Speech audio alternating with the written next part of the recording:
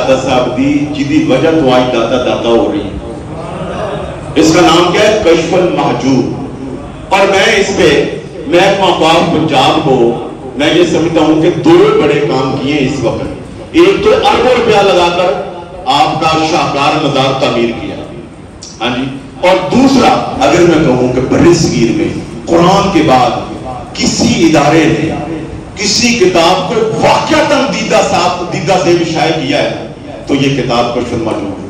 मैं इस बात पर महकमा औकाफ पंजाब को, वहाँ के खतीब डॉक्टर मुफ्ती रमजान सयालवी साहब को, ताहिर रज़ा बुखारी साहब को मुबारकबाद देता हूँ और आप अहबाब से गुजारिश करता हूँ कि इसको आप पढ़िए। वैसे ये बहुत कीमती है। ये मरकज़ मुआरफ़ औलिया दरबार हज़रत दाता साहब, वहाँ पे दफ्तर है महकमा औकाफ साहब, वहाँ ये बड़ी लो प्राइस पे मिलती है, बहुत यानी कंट्रोल रेट पे मिलती है। जितने पैसे लगे उसमें तो खरीदना खैर बहुत मुश्किल है।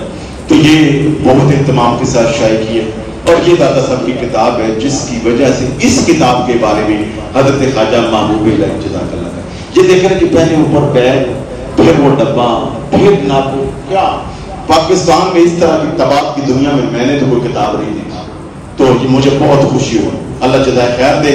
अल्लाह करे कि हर दाता साहब के दीवाने के घर में कश्फुल महजूब मौजूद हो और वो इसकी तालीमात को समझे और पढ़े।